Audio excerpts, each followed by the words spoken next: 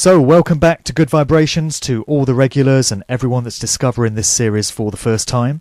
Loads of interesting conversations with a wide variety of people we've had over the last couple of years, and we're continuing that today as we take a trip out to the west of Ireland, and I'm on the line to Thomas Sheridan. Hey, Thomas. Hey, Mark. Nice to talk to you. Yep, great to have you along. So, a quick overview of yourself. You are an independent alternative artist, author, satirist, musician, stand-up comic, filmmaker and researcher, but you know all that. That's a lot of job titles to have.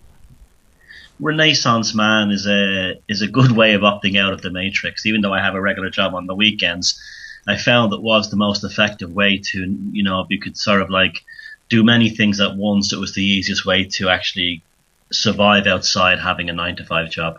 Absolutely. I'm all for that. And you're the author of Unveiled of the Psyche, alongside a few other titles? Yes, Unveiled of the Psyche, which deals with social engineering. The two books on psychopathology, puzzling people about psychopathology at the social level, at the personal level, and Defeated Demons about psychopathology at the cultural level. And my new book, Walpurgis Night, Volume 1, about basically the greatest psyop that was ever played, the destruction of the German people during the end of the First World War and the beginning of the Second World War. Okay. First of all, I wanted to talk about something that we've not really covered on this series before. It's a slightly different approach. I just want to look into the sort of division and infighting and general lack of unity that we've seen for quite some time in the truth alternative scene. Given what so many of us have come to realise we're up against with the whole control system and all the corruption and all the ways that we're being enslaved, you might imagine that those of us that have figured out what's going on would all be pretty much on the same page and supporting each other. But the more you look at it, it turns out that's very far from the truth.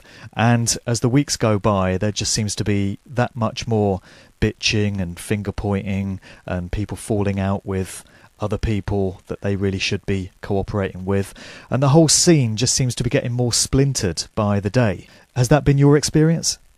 Yes, and it's unfortunate because it shows a lack of maturity in this scene. There's a desperate lack of maturity, and that's where it all comes from. So many people in this scene have to learn how to grow up and be adults, and so many of them don't want to, and so many of them are very lost in an infantile notion. This is where the fracturing comes from. Yes, there are shills. Yes, there are infiltrators. Yes, there are shit stirrers and troublemakers. But there's an awful lot of infantilism. There's a lot of people who have a pop star mentality towards people and groups in this movement, where they wrap all their hopes or all their needs and all their future, expectations around a certain figure or a certain group within this movement. And if they fail to deliver, or they don't say something, or they say something that they don't agree with, there's an instant, almost like tearing the pop star's poster off the wall and putting up a poster of the new pop star. There's a lot of that kind of childishness goes on, and that has to stop. And more importantly, the ones who don't stop it have to be routed out of this movement. You've no place belong here. Join the Socialist Workers' Party, or go support the football team. You do not belong in this movement if that's how you think. Now, that lack of maturity is very upsetting for lots of reasons. Mainly, one, because people like us do a lot of very hard work for almost no reward, and it's not just us, it's groups as well. And then suddenly you'll find some dimwit on the internet who does nothing except skin up all day, or watch YouTube videos all day, or has some kind of paranoid personality disorder, starts creating hate sites, YouTube videos, or just whispering campaigns about someone they never met, know nothing about them, and they completely dehumanize them because it allows them to feel that there's some kind of hero at their level. This is wrong. And these people, instead of someone seeing a video by some gobshite, attacking Mark Devlin or Thomas Sheridan, instead of instinctually, sharing it on Facebook or saying, oh, these two are shills or whatever like that, how about doing something called wisdom, where you sit down, you watch the video, you wonder why the person behind it is hiding their identity. If they're not hiding identity, you check out to see if they're involved in a cult. You check out to see if they're involved in some dodgy history, or you just check out if you look at their photograph and they give you the creeps before you share it. This is a huge problem. This sort of like impulsive sort of need to route out shills. Again, it's immaturity.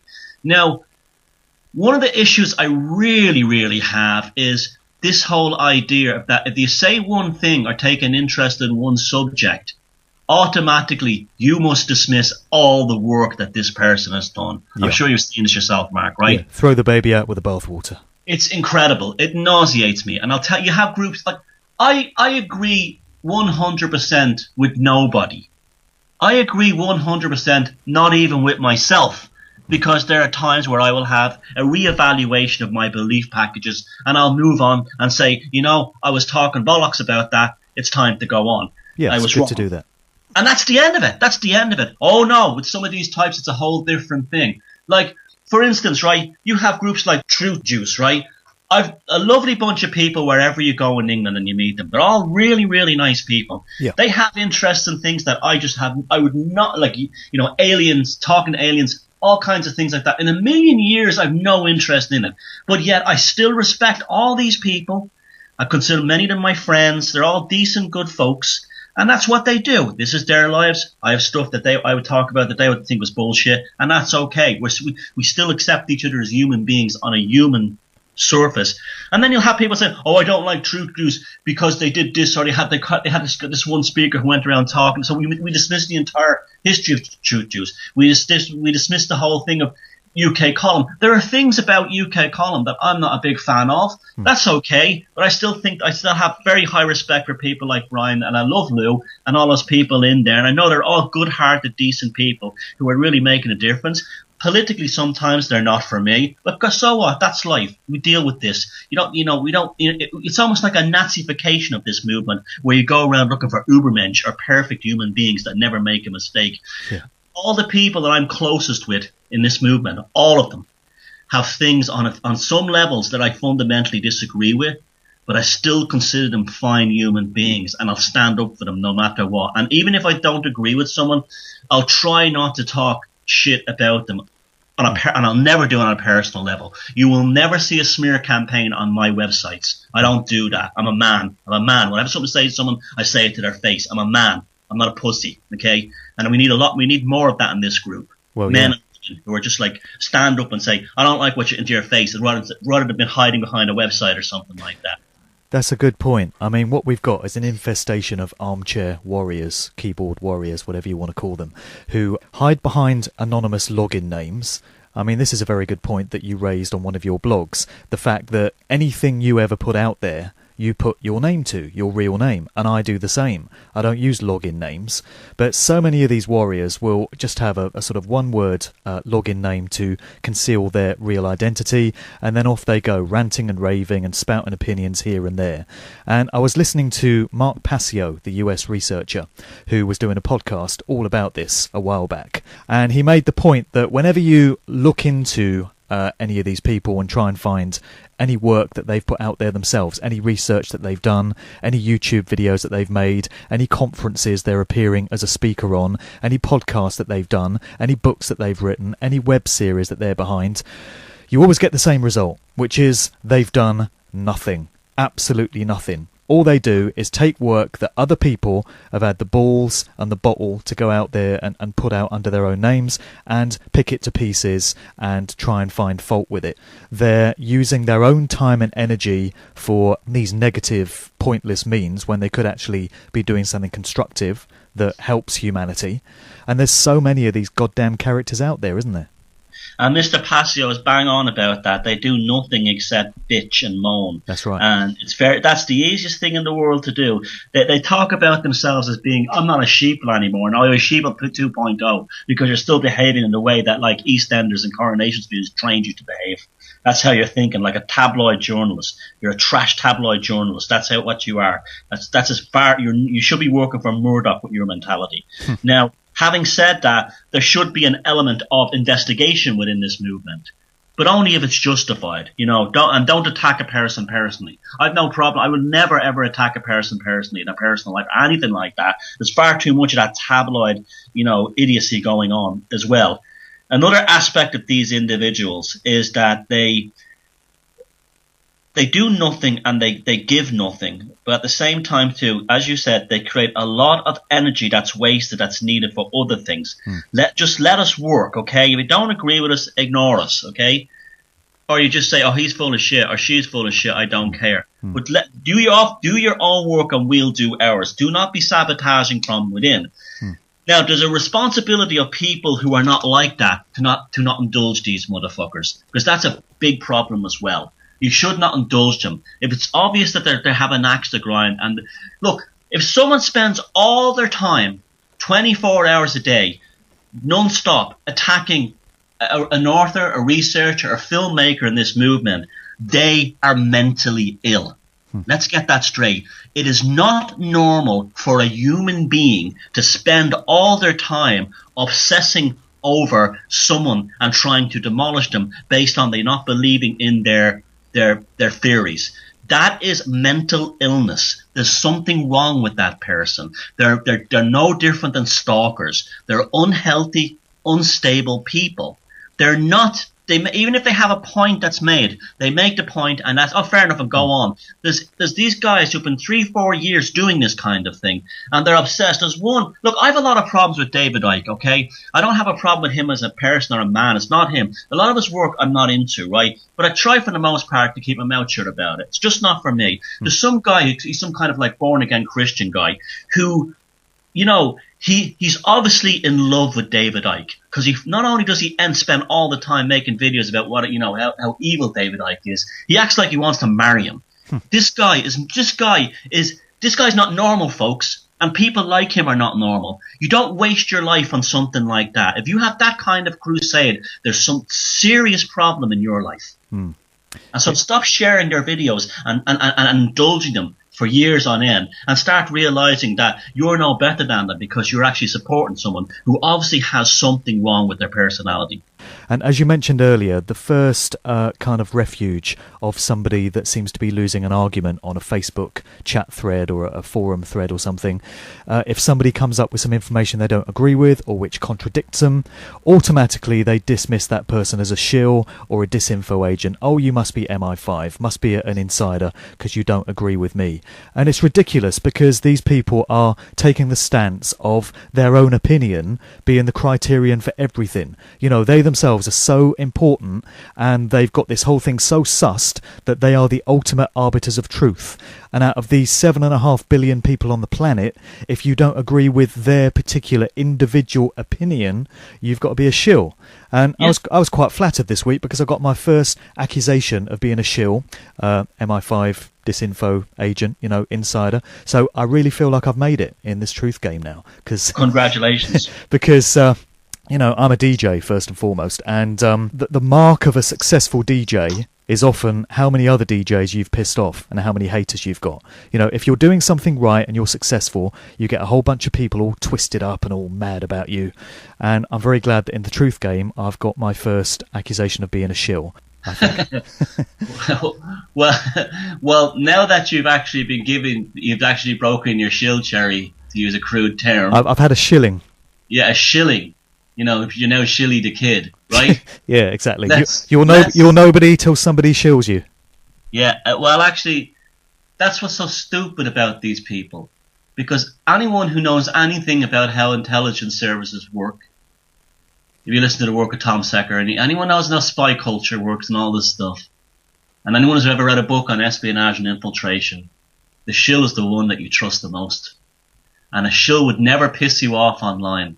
Because what they do is they win as many friends as possible by issuing issuing statements and opinions that would never offend anyone within the group they're trying to infiltrate. So if there's a group is interested in UFOs, they will go in there and they will believe everything that in that person. They will take a sort of a data profiling of everyone in that group, and they'll say, well, the general consensus is among them is that they believe in, say, something like Roswell, right? Yeah. So he or she will become Mr. Roswell. You know, that kind of a thing. So he or she will always have an opinion that will never differ from the body politic of the group. So that's how stupid these people who call everyone shills are, because they don't even have a basic understanding of how the intelligence services, journalists, coppers, and other infiltrators work. They infiltrate and they work. They're so successful because they don't piss anyone off, because they don't offer radical opinions. Yeah, these people throwing the shill accusations around need to pull the curtains, take out those 3 days' worth of dinner plates that have piled up in the room, and all those cups of tea that their mums brought them, make the bed, go out, get some sunlight, and go out and live and do something with your life instead of hiding yourself away in your basement on Facebook 24/7, just the way I feel about it. Another point I just wanted to make, it might seem like a small point or a trivial point, but when I first started out on this path, I guess I was quite naive in assuming that people in the sort of truth movement, alternative movement, that have figured out that there's something desperately wrong in the world and we're all being enslaved and all that sort of thing, would generally display better courtesy and politeness and consideration towards each other than the people you come across in the general population. You just assume that you're going to meet a better breed of person, a more moral person, if you like, or a more polite person. But I've been quite disappointed to find that's not the case. In so many situations, I've had emails and messages unanswered. I've written a very polite, courteous email to somebody asking a question or, even offering an interview. And you don't get any kind of reply back, even when you send a couple of reminders. Then you get people saying just what suits the moment. They've got no intention of staying true to their word, and then you never hear from them again. And this is all stuff that you encounter in regular everyday life, particularly in the DJ world, which is not known for its politeness and courtesy, But I've offered interviews to artists, alternative artists, that make meaningful, conscious music as part of my podcast, and you just don't hear back. No. and on Facebook, you can send a message and you can see when that person has seen the message, and you still don't get a reply. And like I say, I might be a bit old-fashioned in my approach. I'm probably in the minority in worrying about it, but I just didn't really expect people to be rude and discourteous on this scene. But unfortunately, many of them are, you find. This is the alternative elite. My friend Kira Young, who runs the Psychopaths in Charge blog and has a show on Sunday nights on Type 1, she talks about this all the time, the alternative elite. They're at a certain level. They're not. They won't go on Mark Devlin's show because you're not on BBC. Yet they talk about if Mark Devlin was on BBC, if Mark Devlin was on a big American FM network like Coast to Coast, they'd be brown nosing you big time to get on. Probably, yeah. There's a lot of that kind. Tom, I see it myself. I've seen it myself in how my career developed. Nothing was happening until I went on Red Ice. Red Ice is great. I think I love Red Ice. I love Henry. But as soon as I got my first profile there in 2011, suddenly I was one of the boys. I was one of the big shots. Part of the club. And I'm not like that at all. I'm like Mr. Ordinary, Mr. Down to Earth. You can have a pint with me. I don't sit around pontificating words of wisdom. I'd rather sit around and tell jokes and have a laugh. That's how I am in real life. And my serious stuff, I'm very, very serious about. But that's just an aspect of me. It's not how I live my life. So people don't think I'm this kind of great, wise voice of reason and anything like that. That's my work. And I feel passionate about that in a different way. But I live my life like I'm an ordinary human being. And so I saw that myself. So, it's a funny old thing. And these ones who are in the alternative elite, they cultivate this kind of holier than thou attitude, I've noticed. That they're sort of like the people around them are kind of like spellbound by them. Hey, it's sort of like truth masons, the truth masons. Or truth religious leaders, cult leaders or something. It's not good. It's not healthy. And you'll find that the ones who are the members of the truth elite at the top are the ones who have the least to contribute. All they do is spout cliches and platitudes. And very few of them, and not all of them, do original work, do original research. They just issue platitudes about all is love and we are all one and all this crap that people want to hear the same things over and over again. Human beings are funny that way. There was a book by Charles Duhigg, I can't remember his name, it's Duhigg, called The Power of Habit. And he just basically shows that when a person gets to one comfort zone, that's challenged. Then they get to another comfort zone, which is like what would be the alternative movement. All they want to hear the same memes over and over again. Nanothermite, chemtrails are being gassed by the Rockefellers. They, all is love, all is. They want to hear the same things over and over again. And you'll often find that the people who are the most successful in this business are the ones who do that. They don't come up with anything original or anything new.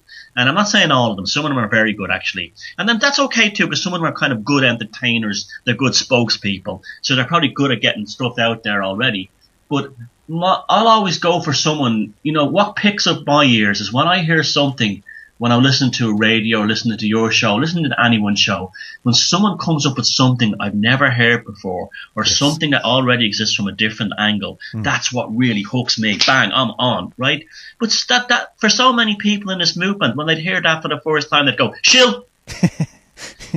Yeah, that doesn't fit in with the way I see the world, so it can't be right. Yeah. And, the control system must love seeing how those of us that claim to be opposing it just can't seem to get our shit together and find any common ground to work on. And a criticism that you often hear is that conspiracy theorists merely focus on all the problems that we're facing, and people say that you're therefore empowering the problems by focusing your attention on them rather than offering any kind of practical solution. Then when somebody does, I'm going to use the reset as an example here. I don't know what your personal feelings are on the reset, but I use it as an example to illustrate the point here. We've had the reset movement here in the UK, which came out a few months ago, and it proposes an empowering practical solution that people can get behind.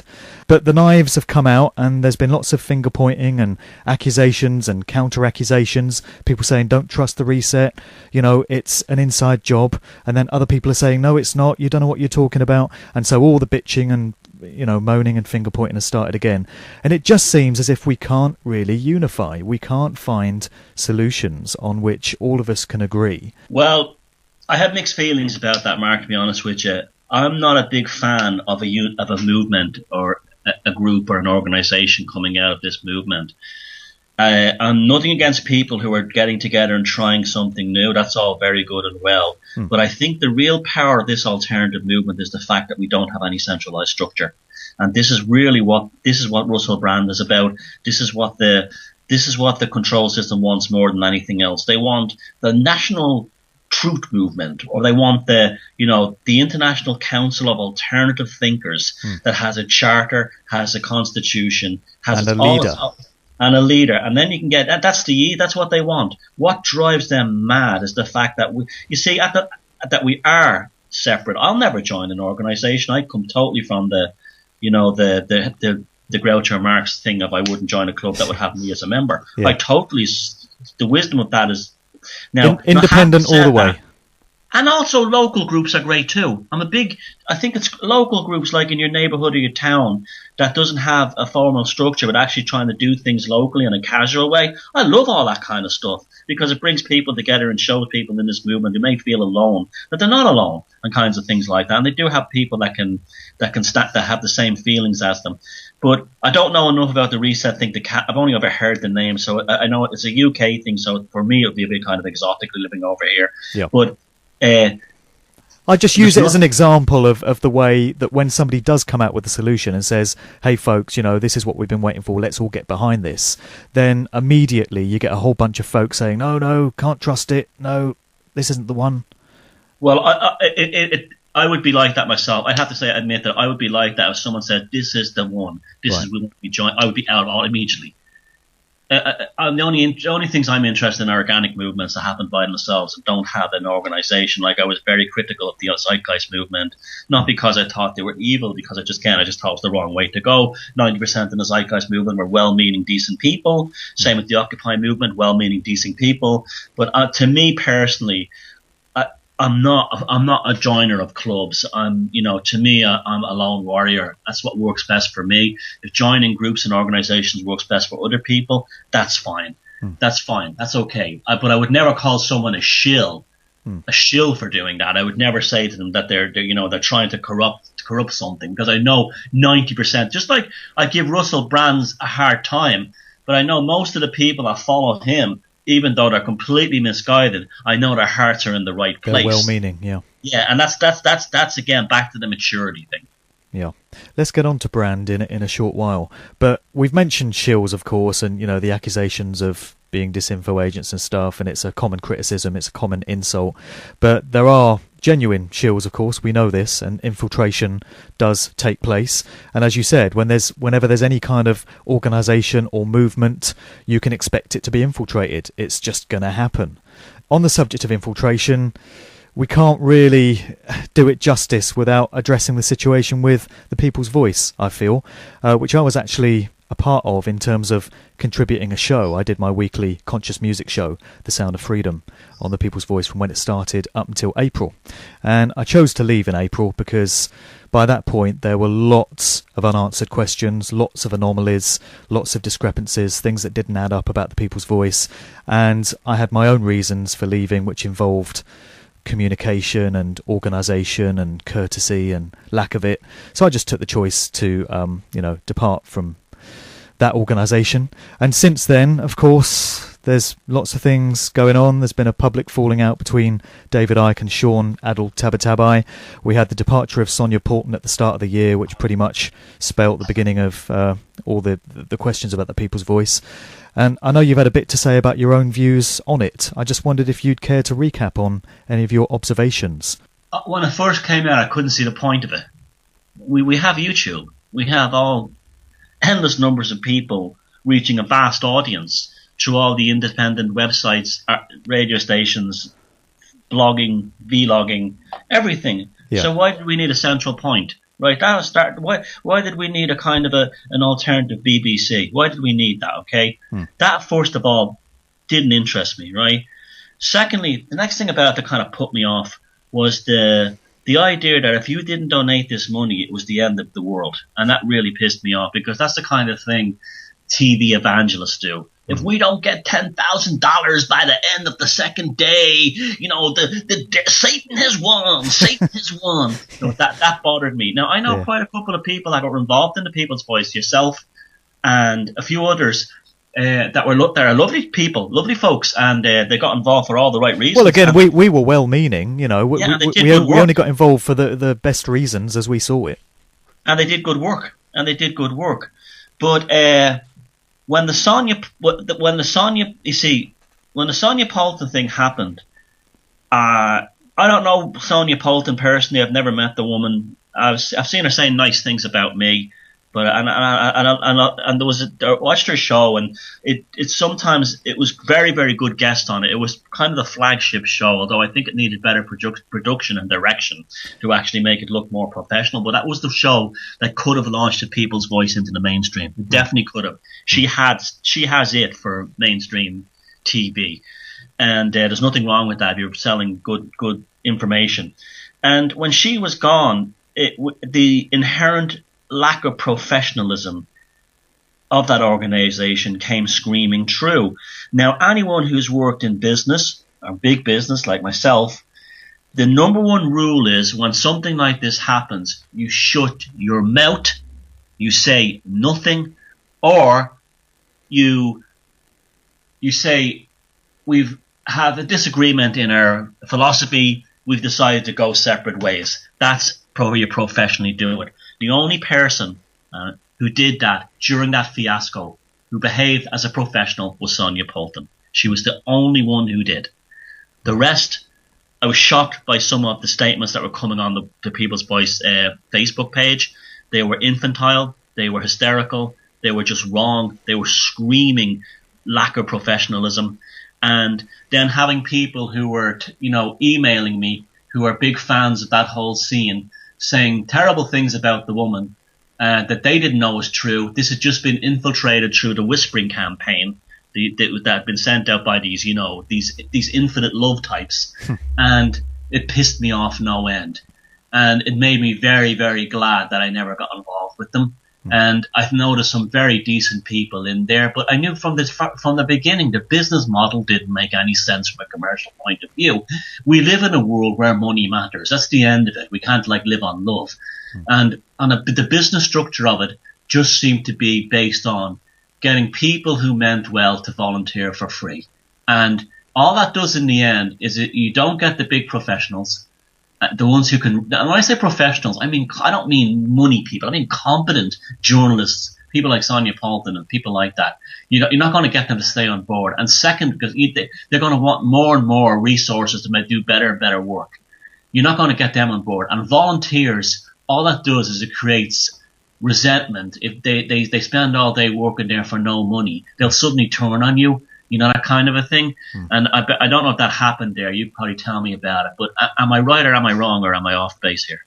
Well, I never actually worked out of the office. I only ever produced my show remotely from home and sent it in. The original plan was that I was going to turn up each week and do my show live, but it didn't work out that way. So I was never a part of the daily happenings in the office. And from what I hear about what the atmosphere was like there, I'm very glad that I wasn't, because I can't imagine the energy was particularly pleasant to be a part of. I've heard stories of disgruntled volunteers and I've read some of their accounts. I've read all sorts of stories about the sort of shenanigans that went on in the office, which may or may not be true. But I think the common denominator is the fact that it didn't turn out to be the sort of channel that we were told it would be. It wasn't delivering the type of programming that so many of us expected it to. Nothing about it felt right, really, and nothing about it seemed to work from day one. Well, a few people have said that to me, that the whole idea was it was to be set up, it was hardwired for failure, which is incredibly cynical. And let's not say that's true, because we may be, saying things about people here that's not fair. Again, we're rumoring as well. We don't know. We can only speculate. We don't know. So let's not be bastards. Well, me anyway. I don't want to be a bastard about it. And that's the way. I think we just be nice about it. But I do think I totally agree with everything you say. It didn't feel right.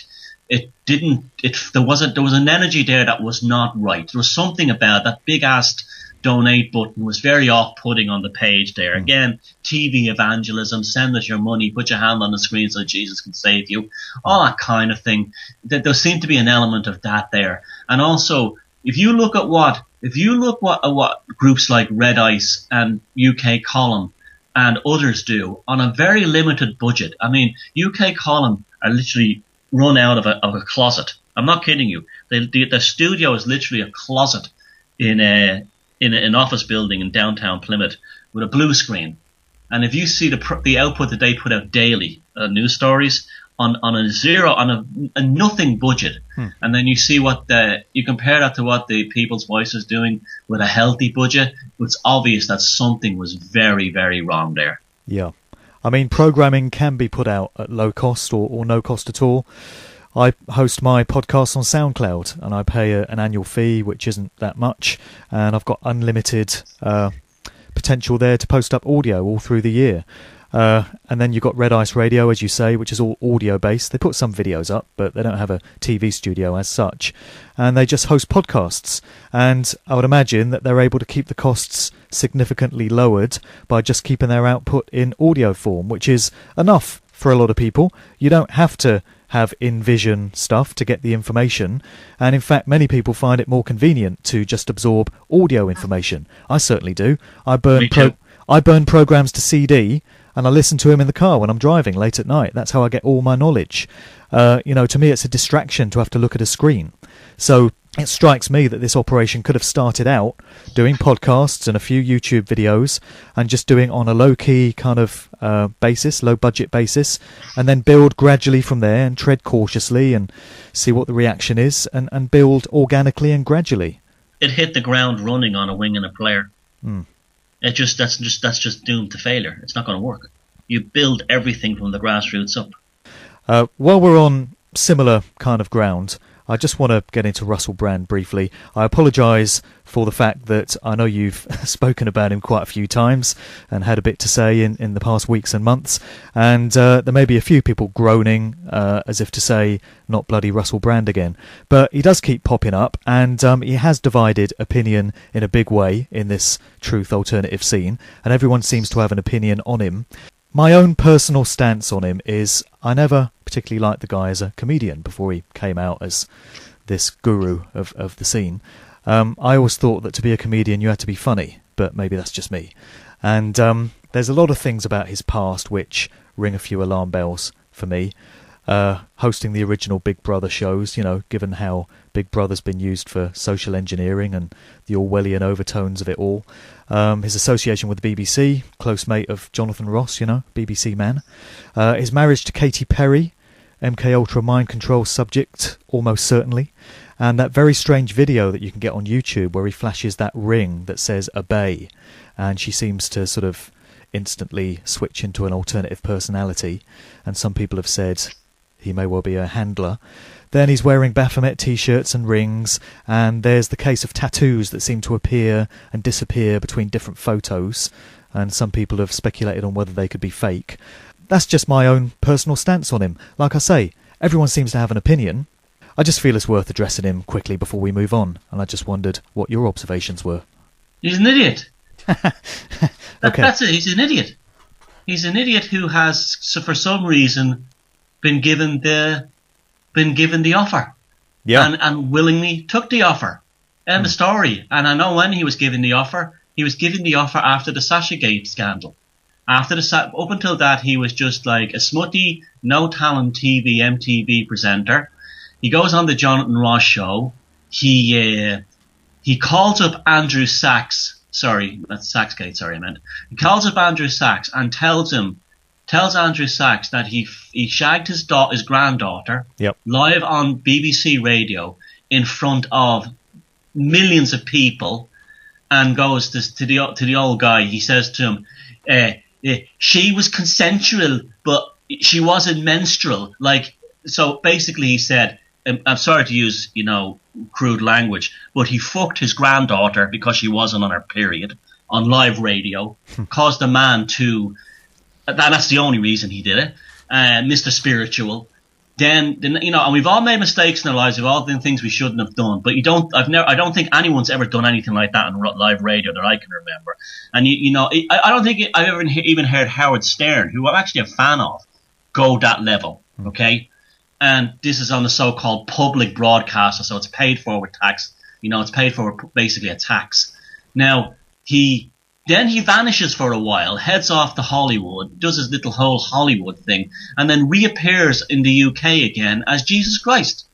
So in between then the Saxgate and now he got the offer. He got the offer. Look, someone said to him, almost certainly the Fabian Society or the London School of Economics, there's this thing called the Awakening Up movement, the Truth movement. They're getting really big.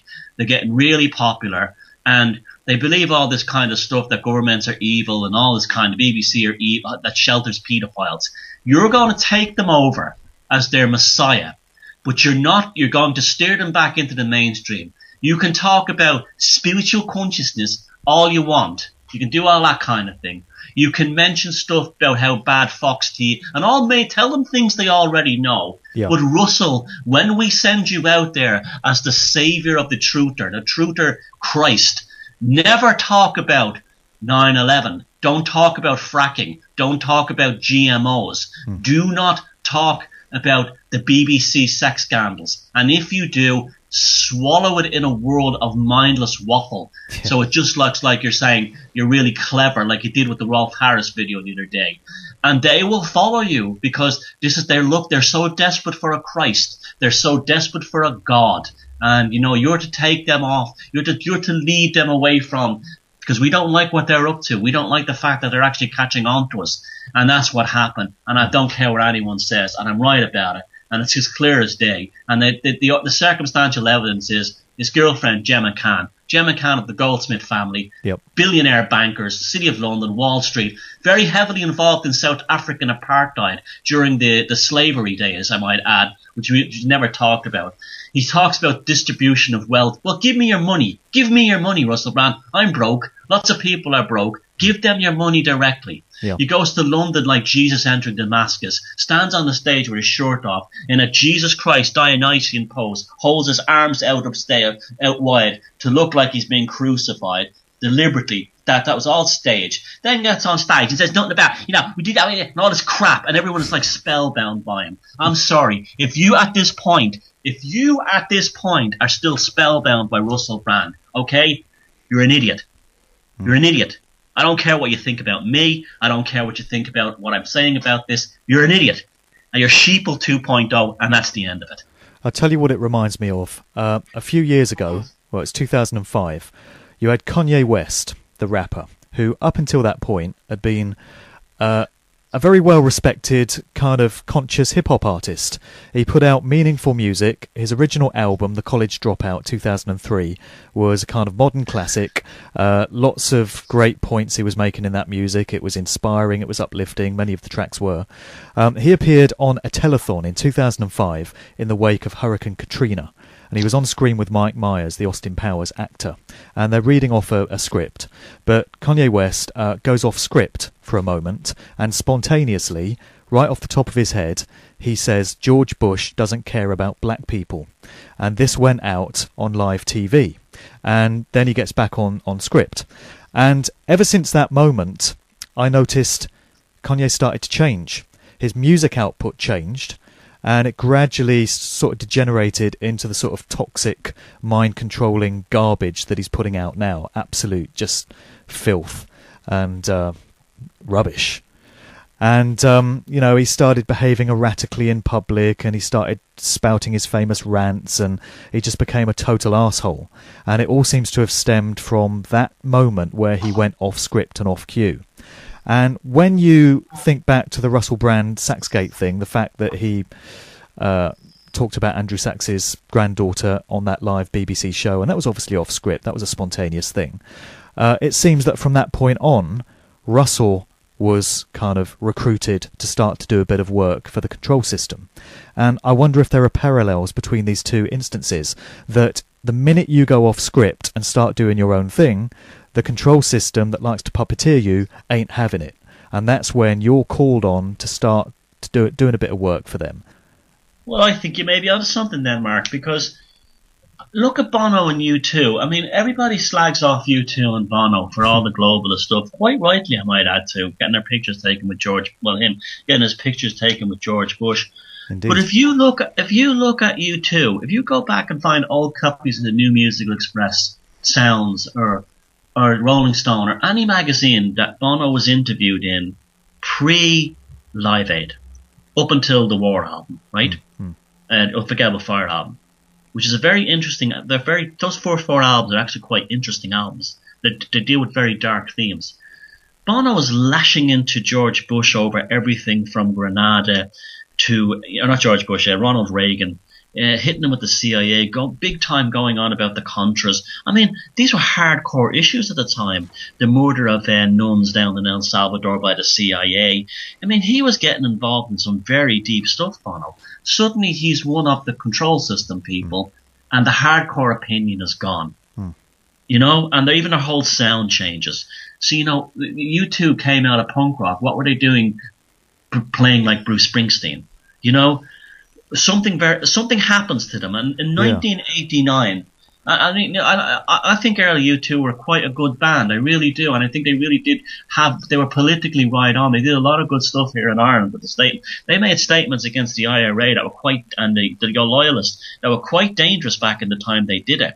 And so there's a video of U2 playing a gig in Dublin, and Bono is acting very strange on stage, and he says, "We're going to have to vanish for a while now and allow us to think it all up again." And then they came back as the YouTube bullshit globalist band they are today. Yeah. So I think, look, something happens. You're in the music business. I was in the music business, right, in New York. We both know that there's a certain point where if you want to go to the next level, deals are made with lesser demons. Absolutely, and eventually. Right. That trail of lesser demons leads to the devil, which is what Michael Jackson called Tommy Mottola. He said Tommy Mottola is a devil. Exactly. Those were his words. And an astute observer can pinpoint the moment in an artist's career where that seems to happen. Yeah. You can see where Kanye's music changed, where U2 changed, as you just said. And you can apply that to the Beatles as well. I've just done a podcast on Big time. on this theory that Paul McCartney may be really dead and he was replaced by an imposter. It doesn't really matter what you think of that theory, but either way, whether you think Paul McCartney was replaced or the Paul McCartney we have today is the original one, you've got McCartney now hanging out with the Queen, throwing up Baphomet symbols at concerts, you know, and hobnobbing with the establishment. And that's a far cry from the original sort of ethos of the Beatles. And there was a point where the Beatles music obviously changed around about 1966. It went from that simplistic sort of R&B rock and roll music to all the psychedelic stuff. And you got to wonder, is there a point where, you know, someone steps in and says to these artists, okay, it's time to elevate you to the next level now. This is what we need you to do for us. And I suppose if you get made an offer like that, you can't really say no. You could say no. You could say no, but the consequences would be pretty bad, I would suggest. And so that's why so many of these artists figure that they've got no alternative but to say yes and play ball. Well, look at the body count in rock and roll. Just look at the body count. And not only of people in bands, but also their family members. Lots of them seem to have children who've drowned, or girlfriends who've been murdered, or mysteriously found dead. Mick Jagger's girlfriend just the other week. And on the subject of the Rolling Stones, they started out as a basic, classic, very good British blues band. And at some point in the late 60s, Brian Jones is found dead. And the next thing you know, they're hanging out with people like Kenneth Anger. Yeah. And Sympathy for the Devil, Beggar's Banquet, you know, like Exile and all, you know, let's be honest here, some of those records are fantastic. But at the same time, too, the band becomes something else completely different. There's even an interview on YouTube with Bob Dylan where he's being interviewed by Ed Bradley of the American TV show 60 Minutes, and he says to him, I made a deal with the big man. That's right. And Ed Bradley says, who's the big man? And Bob Dylan goes, the biggest, baddest man of them all. Yeah, exactly. So there's something we all know that there's demons along the way, but eventually when you get to a certain level, you meet the devil himself, and that's when you get the big offer. And there's a quote from Ozzy Osbourne as well, being interviewed years ago, and Ozzy says, you know, it's as if I've been taken over and somebody else is controlling me. And he says, I hope it's not who I think it is. It could be his wife. Well, quite Remember, she's a dodgy history, Don Arden's daughter, and he was a big time gangster in London. Yeah. I mean, he destroyed the Small Faces band. Yeah. You know, so there's other aspects to it as well. They find that themselves have handlers, like John Lennon. If you just all, you know, it's just there's no business. I'm telling you, we all hear about how dangerous a firefighter is. We all hear about how dangerous, you know, a fisherman is. You show me a business that has a bigger body count than pop music and rock and roll, you'd be hard pressed to find one. And so we can take this full circle back to Russell Brand, and we can speculate on, you know, if Russell was invited to step up and do a bit of work for the control system and start doing what he's told and fulfilling this agenda they've got laid out for him, he doesn't really have the option to say no, and that could be what we're viewing here. I think they have the option to say no, but the career is over. And I think that's why certain bands that's a best case scenario, I suppose. But I think but there are bands who are on their way up there, and comedians and actors who are on their way up there, and you can tell they pissed off the system on some level, and they vanished into obscurity or back playing clubs again. Another one is Muse. Another band is Muse. You know, they made songs like Uprising, and they kind of disappeared, and now they've come back, and they're very mediocre and wishy-washy and not really saying anything of any substance. I was suspicious of Muse from the beginning. I think that album is truly appalling. There's that album with that song Uprising on it. There's something not right with that album. It's recorded in a very funny way. I actually think that they were a psyop from the start, to be honest with you, Mark. Okay. And that song to me is an appalling dirge. I never trust that band in the beginning. When I heard that album, I was saying musically there's something wrong here. There's just all kinds of weird tonal qualities. The album is almost unlistenable, and I think that album is loaded with all kinds of triggers and NLP stuff. I really do. And that in the future, I think somebody will do a breakdown of Muse and figure out that they were just as they were a very dodgy bunch from the start. Whoever set them up will probably find that some Cambridge research labs invented them or something. That's just my opinion on that band. But again, the truthers all fell for that. News, they're our band, and then they go on tour with U2. Oh, they betrayed us. This whole need for a salvation, need for a Christ-like figure, need for someone to lead them to, because it takes away the one responsibility that they fear most of all, taking care of their own asses. And when it comes to navigating this whole truth movement, this whole arena of information, as we've said, there's so many counterclaims and counterattacks and conflicting information. It seems to me that all you're really left with at the end of the day is evidence, as far as evidence is available, and then you're just left with your own intuition and your own judgment, how it resonates with you. Does it feel right? It is difficult, but you see, this is the wisdom process. People have to learn wisdom. They have to be prepared to know that they followed the wrong team for a while. And that's okay. There's nothing wrong with that. And this is where that comes from. It's a defending, to use Russell Brand's favourite term, the narrative. That's really what it is. And I subscribe to the whole Nietzschean idea that ultimately truth is unknowable. Absolute truth is unknowable because all language is metaphor. And there's a lot of freedom when you approach like that the truth is a journey mostly and not a destination. But so many people in this movement have been conditioned to think there's going to be a final moment of resolution, a battle of Armageddon, a day of salvation. It's all going to happen. The bankers are all going to be arrested. The Pope is going to be arrested. None of those things are ever going to happen. That's all programming you've gotten from Hollywood, that the good guy wins at the end of the movie and runs off into the sunset with the girl, or from religious programming where there's a battle of Armageddon and Jesus comes back. That's where you got that idea. That's where people get that idea. That's where I got that idea until we all woke up. We realized that there may not be, or there probably won't never be, a moment of resolution.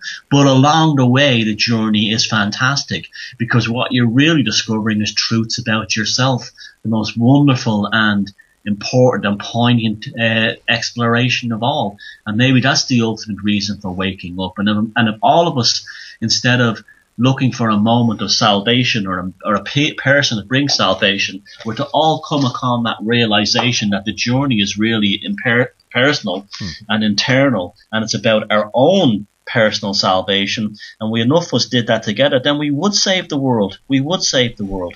We'd save the world through our own even personal evolution, one person at a time. We're at an interesting point here in the UK, particularly because we've got all these revelations that have come out in the mainstream press, because a lot of people don't take notice of things that are revealed until it's from a mainstream source. It can't be true unless the BBC and the Daily Mail say so, sadly. But we've had all these revelations about parliamentary paedophilia, institutionalised paedophilia and child abuse in the establishment. The Jimmy Savile saga drags on. We've had Rolf Harris being sent down in the last week, and people are shocked to discover that he was a wrong-un. And we've got this Leon Britton sort of, paedophile dossier thing brewing at the moment. And I feel that we're at the best point we've ever been for the lid to be lifted on this whole sick, sorry, filthy, corrupt, grotesque establishment that we have and the true nature of them. It's the best point we've ever got to in terms of the mainstream, the masses, finally coming to accept the true nature of the people that are running this country and running the world. Well, I've been very, very in-depth involved in it, mainly through the Savile thing, mainly through my research and investigative journalism into the fact that Jimmy Savile was actually a serial killer. Yeah. And it's got me a tremendous amount of attention. I'm getting mainstream level numbers hitting my websites and blogs and everything now. And I'm getting very little, confrontation against that by most ordinary British people and Irish people.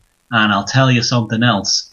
I'm generally probably in this scene known as Mr. Conservative. I take a long time to nail my colours to the mast on anything. I'm not comfortable that way, but I'm going to say this right here and now on your show, Mark, on your podcast, Mark. I think this is it. I think we have them. I think this is the one. We have now been, this is why I'm so vehement against people following the Russell Brand Pied Piper away from this. We are there. This is it. I'm not joking you. The more I look at it. It's got to be, isn't it? If not now, then when? This is it. And we must keep the metal to the pedal, the pedal to the metal, the angle on the grinder on the angle. We have to keep driving this one home, because I'll tell you how I know, and this is my message to the people in England. We did this in Ireland with the Catholic Church. The Catholic Church were an enormous power here. They basically had everything they wanted. They ran this country with an iron fist, and it was the same paedophilia scams and the same crap that they did, that your parliamentarians are doing and your celebrities that are doing, top celebrities are doing, that we brought them down. And they have no power in this country now. They've lost all their power in a social sense, and they were completely destroyed. There you go. There's your proof. It can happen. This is the one. Now, what they're trying to try to do is, and I saw it here in Ireland when all the Catholic paedophile things took off, the Irish media was bombarded with studies from universities saying, oh, the Catholic priests, they don't really mean to be paedophiles. The nuns don't really mean to be abusive because, if they've been deprived of sexual longings and let's let them off, be easy on them. It's not their fault. And Irish people didn't fall for that. Good. What they're doing in the UK is you saw the story in the Telegraph yesterday. They're going to try and change the goalpost like all psychopaths do and say, oh, well, childhood isn't a natural state anyway. It was invented by us. So if children want to have sex with adults, they should be allowed, which Cambridge University, of course, professors and academics, we're discussing in a major conference as late as last July. It's not going to happen. If you look at the comments on all the British mainstream newspapers, no one is falling for this. They're trying frantically to have children on shows like Coronation Street and EastEnders, having the characters in those shows having sexual relationships younger and younger and pregnancies younger and younger in order to create what I call the new norm, the psychopathic new norm. It's not flying. You people in the UK have your golden opportunity now. This is the revolution you've been waiting for, and this is why you must reject Russell Brand and all this spiritual conscious revolution crap. You have them on the run, and this is one of the few examples where people power can really win. Yesterday they put out some lady something Schloss or something, Butler Schoss or something like that, to head the commission on the investigation into the parliamentary paedophiles. She looks just like Jimmy Savile. She looks like Jimmy Savile in drag. They're taking the piss out of people. This is their let them eat cake mentality. They're laughing at people. Let's give them some. And she was the same one who chaired the Diana Commission. They're laughing at you. They think they're going to win, but we're uncovering their tactics and their behaviour more and more and faster all the time. Yeah. And we have them on the run.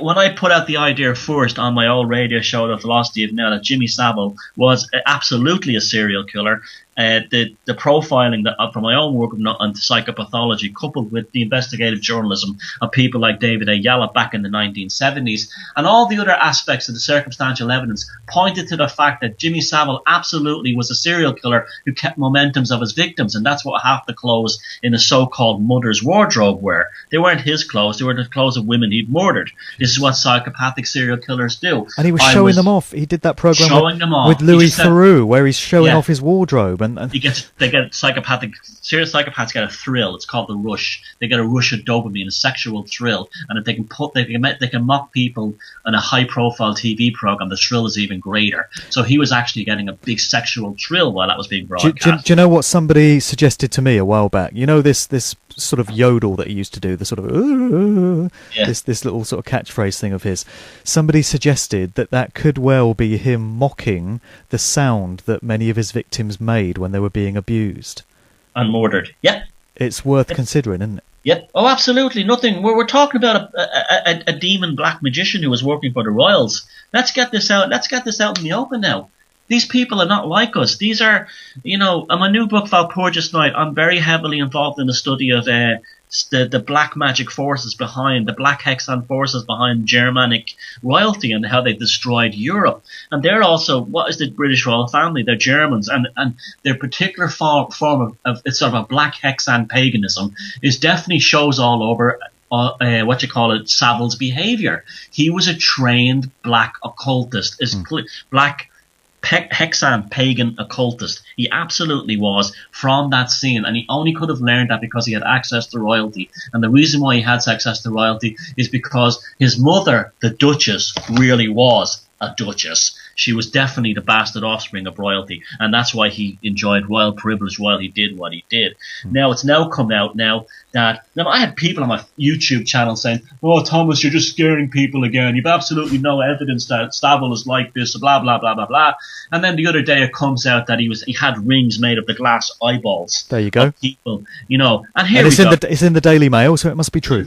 So then, do I get an apology? Do I say, "Oh, fair play, Thomas, you were right"? Oh no, of course they just vanish, or they'll find some other strawman argument to pick apart. Oh, you got the name of you got the sequence in which the Moors murderers killed their victims wrong. Therefore, all Thomas Sheridan's information on Savile and all that scene in Manchester in the 60s is wrong. Everything is wrong, and that's how they think and that's how they behave. But I don't care.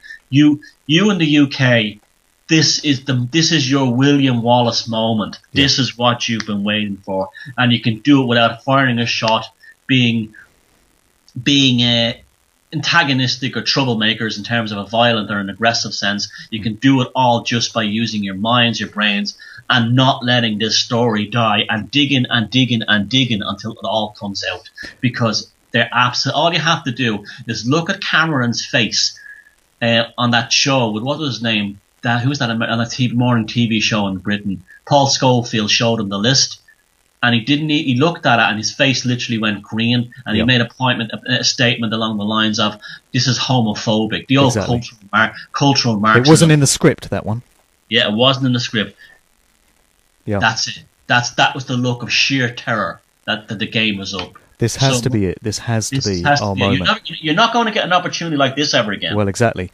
And, of course, the danger is that the powers that be, or the powers that have been soon, are going to use an opportunity now to divert people's attention away from all this stuff that they don't want them looking at. So it would be the ideal opportunity for them to stage one of their famous false flag terror events, or concoct some other item in the news that causes everyone to look away from here and start looking over here. And meanwhile, they can do a bit of damage limitation and recovery and start to get their stories straight and do a bit of covering up, while everybody else is focused on something else.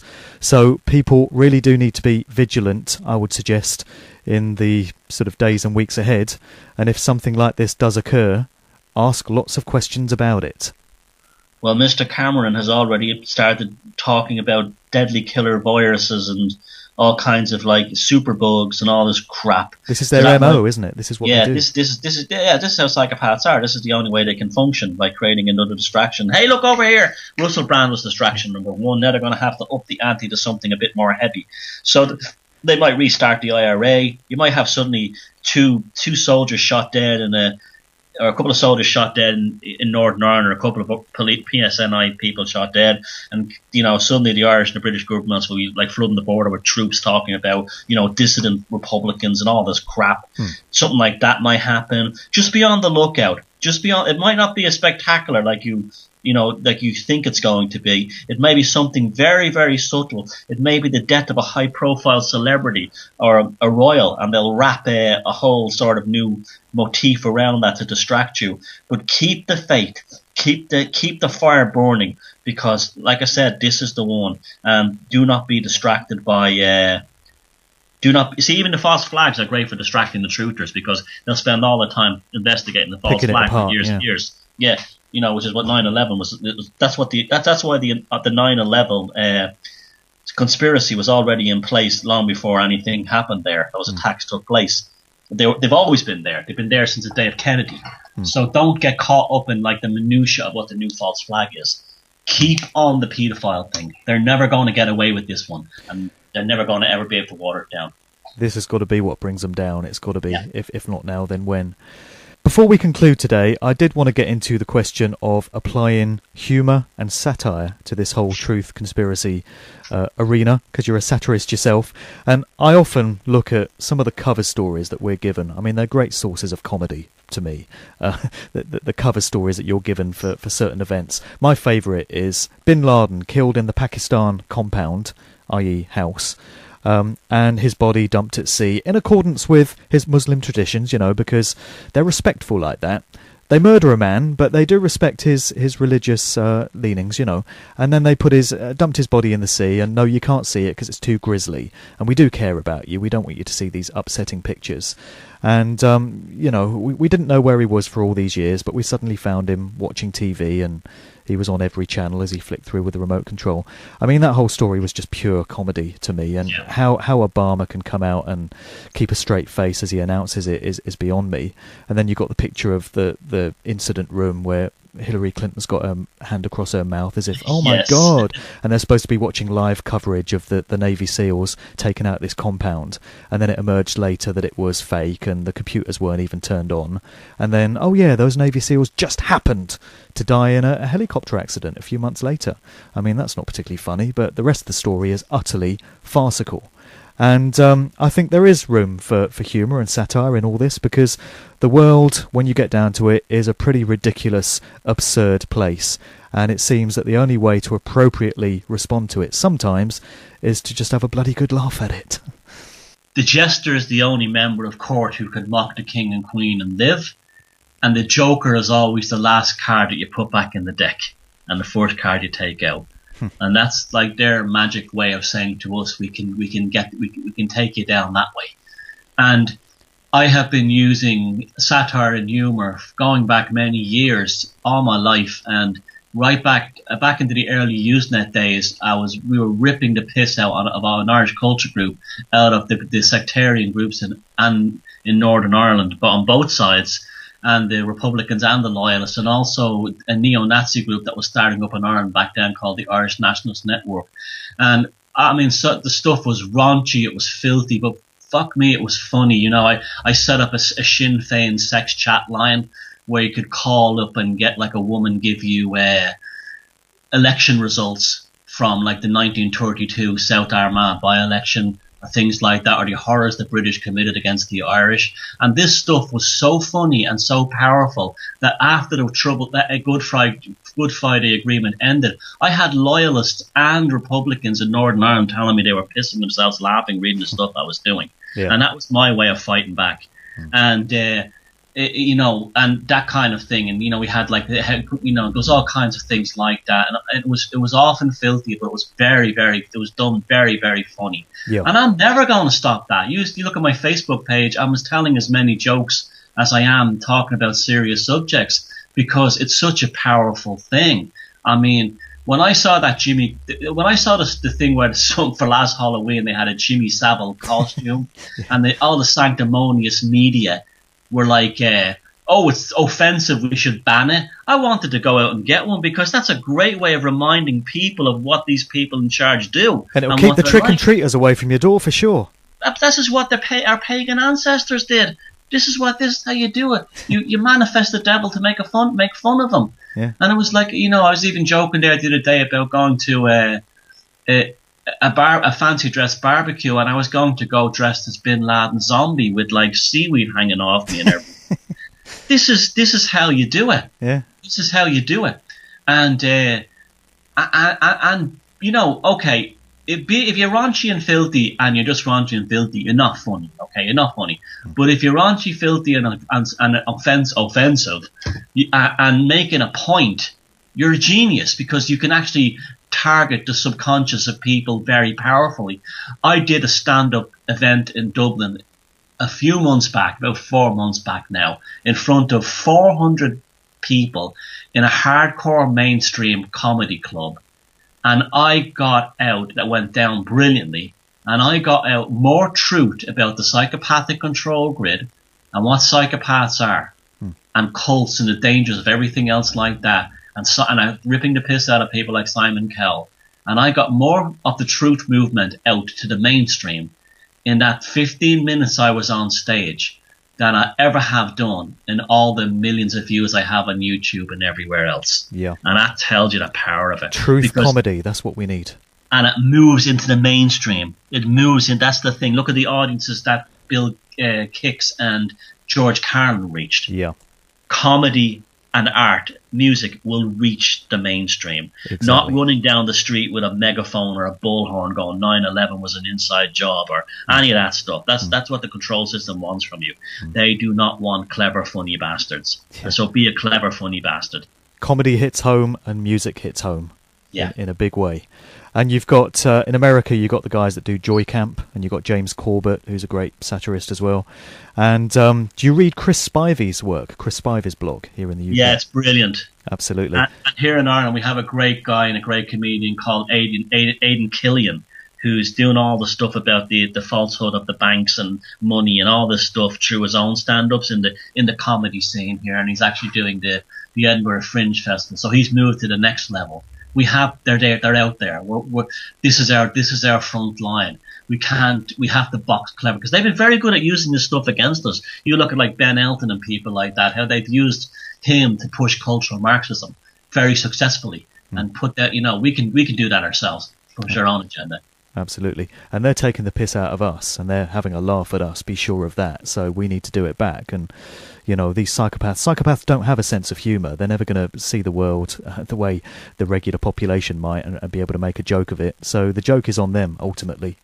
Yeah, psychopaths and cult leaders and cult members do not get satire. They simply do not. If you tell them a dirty joke that may have it, maybe you're saying you're making fun of a politician, and you tell a dirty joke, they will actually think that all you're doing is saying dirty words. You're perverted. They do not see the subtle nuance. They take it literally. They can't put it into context. Yeah, and that's what and psychopaths only laugh when other people are laughing. They look around. That's why you have canned laughter in American comedy shows, because that was the way the psychopaths in Hollywood could only know. Oh, that's when the joke comes in, when you hear the laughing. And it's in Obama's script. Yeah, it's amazing, isn't it? Yeah, unbelievable. All right, mate. Well, really good chat today, and we've covered some great points. Really good to kick it to you. Do you just want to remind people where they can go online to find more of your work, what your website is?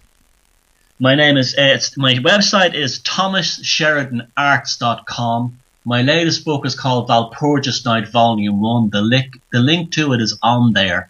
You can see a little, and my other book, Animal of the Cycle, is available there. You can see a little click, which is very applicable to what we're talking about tonight, this morning, social engineering and true culture and comedy and art and everything. That's up there on a little tab called Bookshop. I'm going to be back in the UK in September to do some speaking dates. I'm already in Hebden Bridge in Yorkshire on the 15th, I think, and then I'm off to New Horizons on the 16th to the 15th up in St. Anne's. And a few of the places that you spoke in recently, hopefully I'll get up the hole in a few other places. So I'm looking forward to doing that, because I've got so many friends and supporters in England, and I always love getting back over there to see them. So look out for me over in the UK in September. Yeah, good stuff. Are you on the Truth Juice circuit as well? Do you do those days? I've done two tours of them when I'm in the UK, so I know those guys too as well. Yeah, good stuff. All right, Thomas. Well, we live in interesting times, and I certainly hope you're right about this being our moment here in the UK to lift the lid. There's certainly a part of me that feels that is the case. Time will tell, but thanks for your perspectives on things today. Thank you very much, Mark, and my best to you and your listeners and people in the UK. This is it. Go for it. Indeed. Cheers, mate.